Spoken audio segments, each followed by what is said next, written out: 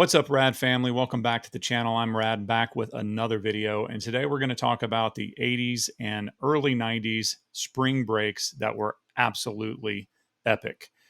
Very colorful, lots of big hair. Stick around. Let's talk about it. All I need are some tasty waves, cool buzz, and I'm fine. And before we get started, I'd like to ask if you enjoy this content to give it a like and subscribe to the channel. Trust me when I say that it really helps the old YouTube algorithm. Picture this. It's March or April, and you just got out of school for a week. To us Corpus Christi kids, that was everything. We knew it was beach time. So we'd load up the crew, mostly in my little red Toyota pickup, and we'd head out to the beach with some cheap beer and a mixtape in the cassette player. Port Aransas and Mustang Island was just a quick 30 minutes away from where we were at. And of course, we had the Holy Grail, which was South Padre, which if we were daring enough, we would take the 3-hour trek down there and just totally go wild. Either way, once you hit the sand, it was game on. I mean, these beaches were packed. High school kids and college kids, although they did try to separate it a little bit. Shit, I wouldn't be surprised if there were junior high kids out there, but the place was packed, smelling like Hawaiian tropic, salt water, and weed. I mean, man, the energy was unreal. Parties popped off everywhere, especially around the bonfires on the beach. And yes, I said bonfires because to this day, Mustang Island beach, you can still drive a vehicle on it and you can still light a fire. One of the only beaches, one of the only few that remain in the country that you can actually do that. So it was fun. People packed balconies, random parking lots. And I tell you what, as you know, the alcohol flowed like the Gulf waves. Typically, Milwaukee's Best, or AKA Milwaukee's Beast, Unleash the Beast, Boone Strawberry Hill, and one of my personal favorites, a 40-ounce bottle of Mickey's malt liquor. And yeah, of course, drugs were, a big part of it too. Mostly weed, but there were rumors of a lot of the heavier stuff floating around, if you know what I mean. I will have to say this, a little sidebar to this. I don't know how any of the kids in this day and age do it, because with all of the crap that's being put in them and killing people, it's just almost not worth it. But not that I'm going to say drugs were safe back then, but I think they were a little bit cleaner than what they are now.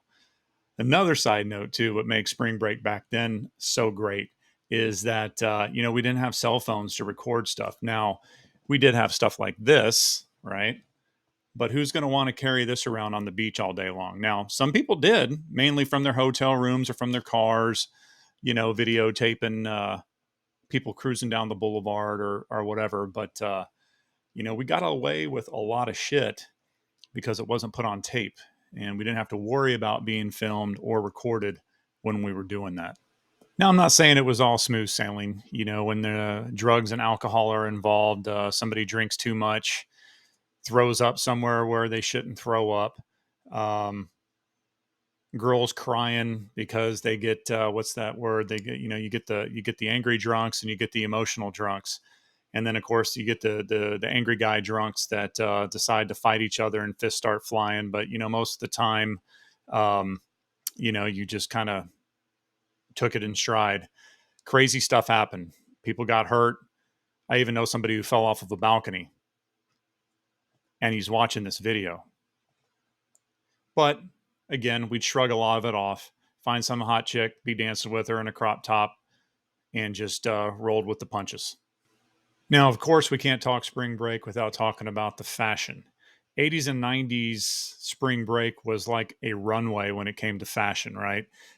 You had Body Glove, I think, ruled the time. It was just kicking ass back then with the yellow and black wetsuits and the pink and black wetsuits.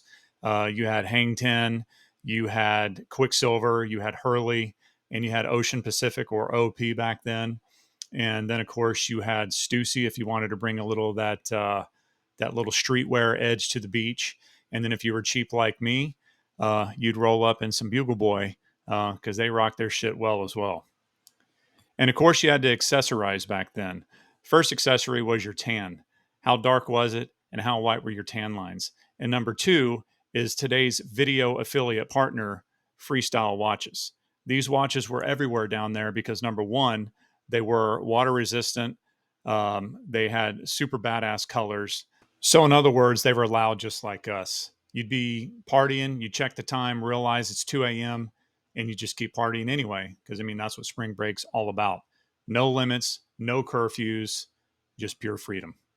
Today, I'm wearing the Lantern Shark with the classic shark clip, which is like a seatbelt clip. They just launched their spring collection, so there's going to be a link in the description for their website to take you and check it out. They have Apple straps for your Apple Watch, clothing, apparel, lots of really cool stuff. And don't forget, when you purchase, make sure you enter RADGRAM10 into the code line to get an extra 10% off your order. Oh, and did I mention girls? They were everywhere, all dolled up in the brightest neon bikinis, um, crop tops, tank tops, whatever you want to call them, hair done up with scrunchies, big looped earrings, greased up, like I said, with Hawaiian Tropic, suntan lotion. We didn't, technically wear SPF back then. That wasn't necessarily sunblock. Those girls were wearing straight up oil so they can bake in the sun and get that dark skin and create those tan lines that everybody loved. Of course, all the guys were vying for their attention. There were so many to choose from.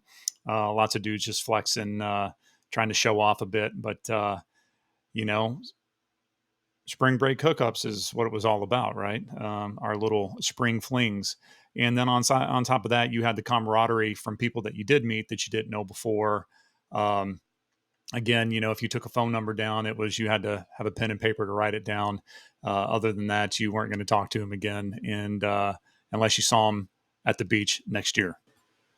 Let's talk about the soundtrack, the music, right? I would have to say that there was no obnoxious type music back then because let's face it, the 80s and the 90s had the best music. Okay, the 70s did too, but the late 80s, early 90s had some absolutely amazing music. You'd have some people on boom boxes listening to Bon Jovi. You'd have others listening to some hip hop. You'd have others listening to, Def Leppard or Motley Crue, just depending on how the day went, right? More fun music during the day, then it would get, I'd say maybe like Motley Crue or whatever, Poison up at night when you're pre-gaming for the party. But all in all, I can't recall ever being at the beach during spring break and not liking the music that was playing all around us because it was just all such badass music. Now, in the early 90s, my favorite jam was Three Strange Days by School of Fish.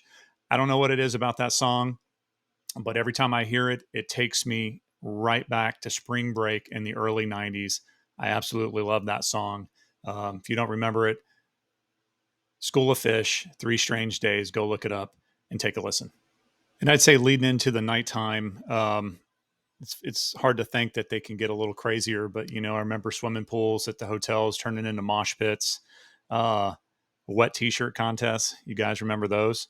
Um, and even the local cops, if you were fighting, of course, they would be there to stop it. But overall, they just kind of at that time they just kind of let it go and let it flow. As long as you didn't, do anything to upset them too bad, they allowed you to have their fun. Looking back on it, it's wild how we survived. No cell phones, no GPS. I guess just dumb luck, right? Um, we'd find ourselves crashing on the beach. Uh, you know, somebody's car, or 10 or so friends would rent a cheap motel and we'd all pile in there. And then, of course, the next day, the hangovers were absolutely brutal. But the way that we fixed it is we just hop in the car and go on over to our local favorite, Whataburger, get us something to eat to soak up all that shit swirling around in our stomach. And within a couple hours, we were re-energized and back out in the sand to do it all over again. And that's what made it so rad. It was messy, it was reckless, but it was totally ours. You see, spring break in the 80s and 90s was a rite of passage for us Corpus Christi kids. going there, whether it was to Port Aransas or South Padre, is where we became legends, even if it was just for a week. The neon clad women, the awesome music, and all the chaos that ensued during that time is just something that's just stayed etched in our mind and is never going to go away. And the only rule there was at the time was for you to have the time of your life. So, what about you? Did you hit the beaches during spring break when you were a teen? Share your stories in the comment section because I'd really like to hear them. And if this is something that you like, please consider giving it a thumbs up. And if this video took you back, consider subscribing to the channel. And with that said, I really appreciate you watching, and we'll see you on the next video.